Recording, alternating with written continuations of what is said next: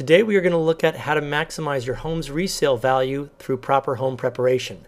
The property we are looking at today is located at 1924 Fanwood in the Los Altos area of Long Beach. This video was produced in February of 2010. The home has 3 bedrooms and 1 bath with just a little under 1,000 square feet. It is located on a large 6,600 square foot lot, and the list price will be $475,000. This video is part 1, the before condition. Part 2 will be ready when the home is completed. We hope you come back to see the completed project. Hi, it's John Dumke, and we're here in Long Beach. This is a home at 1924 Fanwood that is going to be coming on the market in about a week or two. And we're already in the process of just doing a quick little facelift, not much. We're probably going to be spending about $5,000 in preparing the home to maximize the value. And what we're probably looking at is that $5,000 of improvement might yield maybe about $20,000 of improvement. So as we look through this, I'll show you how we determined what to fix up, what not to fix up, and sort of point out the different things that we're going to do. This is a very light-duty fixer, but again, this kind of attention to detail will pay off dramatically in terms of giving the seller more money in their pocket. So that's part of the part of what we do is we provide stagers, we provide a game plan, and we also provide some tradespeople if the seller doesn't have somebody already in mind. Okay, so let's go on inside and sort of take a look and give you an overview of what we're going to do on this project. Inside we already have some of the workers here. This is Jose, our general fix-it guy who can pretty much do anything, and he's great to have fill in the cracks. But I'm going to back up a step here, and I'm going to talk about the return on investment and how do we actually determine that sort of, is it going to yield a 2-to-1 return? Is it going to yield a 4-to-1 return? Is it money that we're going to be spending and never get back? How I determine that is you first have to look at how the house fits in with the overall marketplace. Now, as an overview, this is a 3-bedroom, 1-bath in Los Altos. It's probably going to be put on the market at about, it's going to be put on the market at $475,000.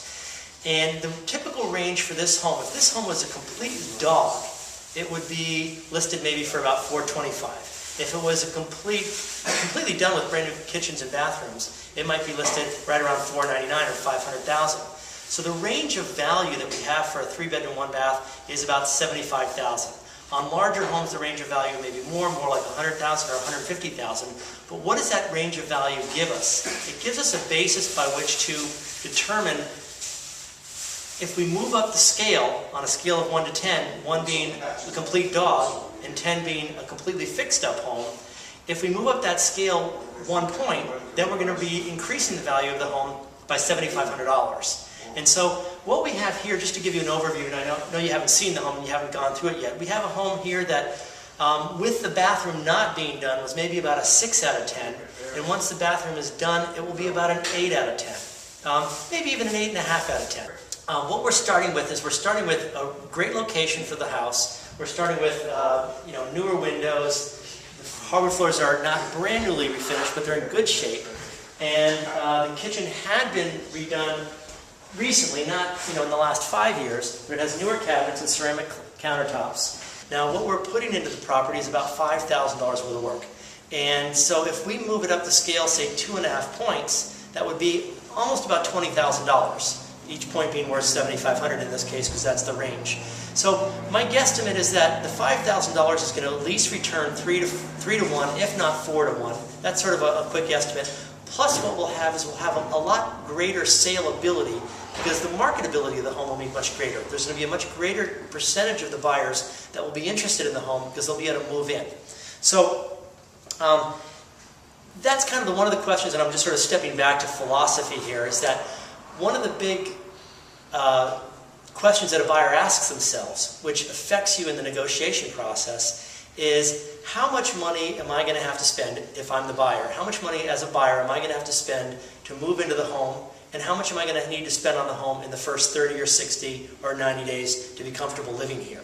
If we can eliminate that with the fix-up that we do, then that will be a negotiation that goes in our favor. So let me just take you through what we've done so far and what we're going to continue to do. When it comes to paint, the seller had already painted the living room, and they had done it with a relatively appealing color choice with the white ceilings, which was what we would always suggest, a bright white trim, and then The reason why this is an acceptable color is because it does kind of tie in with the kitchen color, with the trim work that's on the ceramic tile. The rest of the home is a little bit of a hodgepodge of colors. Here we have sort of a mustardy yellow color, and the stager did suggest to remove the border around the top. And then as we go into the hallway, what we have here is we have a green color, which then ties into one of the back bedrooms, and then the daughter's bedroom was in the back, which was a pink. Now, what our stager typically recommends and what is appropriate for a smaller space is a lighter color. So for the balance of the home, we're going to go with a more neutral color that's brighter, it's a little bit lighter so that the smaller spaces don't seem as small. And then as we walk down the rest of the hallway, we'll see the daughter's bedroom, which was pink. We're going to eliminate the pink color, and then the other bedroom, which is the green, which kind of matches the hallway, it's going to be painted, again, more of a neutral color, picked out by our stager. Going back to the bathroom, this was the one place where we're going to be spending some money, is going to the bathroom. You can see here that we're in the process of rehabbing this bathroom. And my estimate on cost for this bathroom is probably going to be about $2,000, maybe even $2,500, something like that. What we're doing is we have the original cast iron tub, which we're keeping. Now this cast iron tub, if you listen to these things, those things are solid. They're very stable, they're solid, they don't chip, but what does happen is the finish does wear off. It's about $300 to have them reglazed. And that actually works pretty well. And when they are reglazed, they clean up well, they look nice, and it keeps us from having to demo this whole area. Fortunately, behind the tile, the walls were solid and stable. They were done well. So I had not seen the home prior to this tile being removed, but I don't think it was very appealing. Obviously, that's why the seller's replacing it. And so they're redoing the tile here, and the countertops had this really, really weird, I do not have the material in front of me, it had a really weird sort of a brick-like indoor-outdoor tile that looked more appropriate to being in an outside surface. And that was a red tile that was on these countertops that just never seemed to really fit in with the rest of the bathroom. So we're going to use these 6-inch square tiles on these countertops as well. And this is over the original cabinet, which is in good shape. And so what we're doing here is probably for around $2,000, $2,500, we're eliminating a concern of the buyers that they would probably estimate, as they look at this home, if it was kind of ugly with this red ceramic tile and the bathroom needing to be redone with the tile here, they would say, this is going to cost me $10,000, maybe even $15,000 to redo this bathroom, and we're eliminating that $10,000, $15,000 objection with $2,000 or $2,500 expense. And he's taking that little indoor fan bracket down, and they're going to repaint it. Just little details like that is things that we go through the home with our stager, and she points out things that that I haven't seen, and we just kind of come up with a to-do list of what things we want to detail out. The hardwood floors here, if you can look down on them, you can see that they're in pretty good shape. They don't have a fresh luster on them, but they're not damaged in any way. We didn't see it necessary to refinish these hardwood floors because it was refinished about 10 years ago.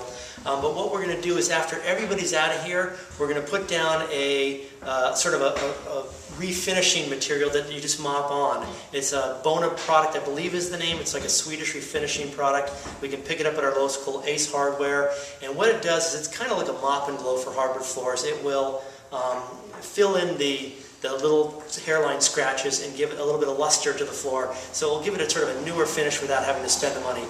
In the kitchen, what we had talked about is that the tile work, this is all new grout here, and you can see that this is a fresh looking tile. Even though it's the original tile, we had the tile guy pull out all the grout, redo it, and then he did clean up the floor grout. The cabinets, in good shape, but what the stager suggested was just to sort of take some light steel wool to them and then put some sort of liquid gold on it or some sort of wood treatment to give them a little bit of gloss and a little bit of luster and a little bit of a fresh look.